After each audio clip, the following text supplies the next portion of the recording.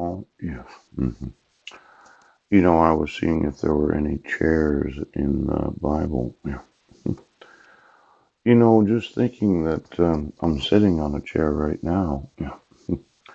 And it's nice that I have a chair to sit on. Mhm. And I'll probably show you what it looks like, but it's not a lot to speak of.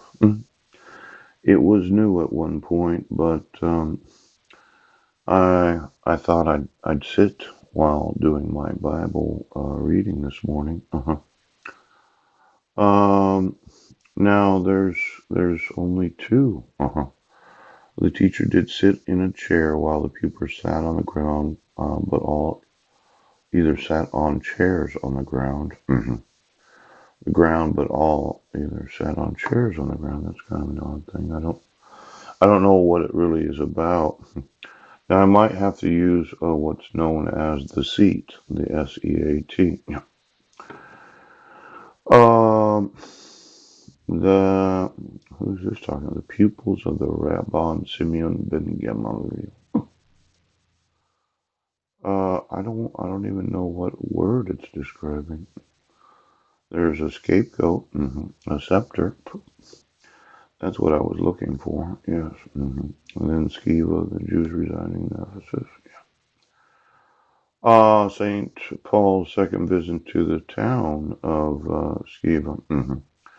Oh, and then there were some schools. Yes. In the early ages, most of the instructions of young children were by the.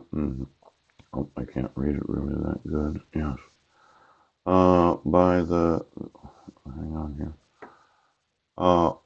Were by their parents. Yes. The instruction of children was done by their parents. Yeah. The leisure hours of the Sabbath and festival days brought the parents in constant contact with their children. After the captivity, schools came more into use and at the time of Christ were very abundant. The schools were in connection with the synagogues, which were found in every village of the city, and schools and land. The idea of the value of schools may be gained from such sayings from the Talmud. The world is preserved by the breath of the children in the schools. The breathing of children preserves the world. I don't know where they get these sayings from the Talmud. The town in which there were no schools must perish. Really? Jerusalem was destroyed because of the education of children was neglected. Josephus says our principal care is to educate our children. The Talmud states that in Bukhara there were 400 schools having each 400 teachers and 400 children each, and that there were 4,000, yes, 400 schools, 400 children, 400 teachers. There were 4,000, yeah, pupils in the house of Rabban Simeon ben Gamil.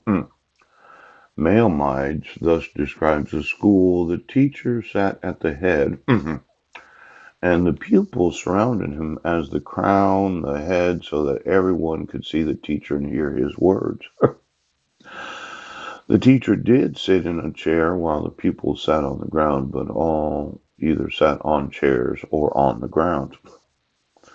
The children read aloud to acquire fluency. The number of school hours was limited, and during the heat of the summer was only 4 hours. The punishment employed as beating with a strap, never with a rod. That sounds nice, doesn't it? You wouldn't want to use a big, thick stick on a person. It's better that you use a belt on them. The chief studies were their own language and literature. The chief school book, the Holy Scriptures. Now, and there were special efforts to impress lessons of morality and chastity. Besides these, they studied mathematics, astronomy, and natural sciences. Beyond the schools for popular education, there were higher schools or colleges scattered throughout the cities where the Jews abounded. E.D. Scorpion. Oh, no, just E.D.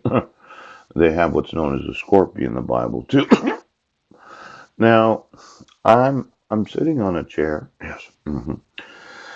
And I understand that schools have a requirement of law to teach sex education. Yeah. I was watching that Washington State Legislature website or television program. And I thought, I had some education about my own sexuality. I think it was in the sixth grade before we went to camp in the sixth grade. Yes. And they didn't teach a whole lot about chastity. They were really gung ho about it. They said, as soon as you can lose your virginity, you better do it.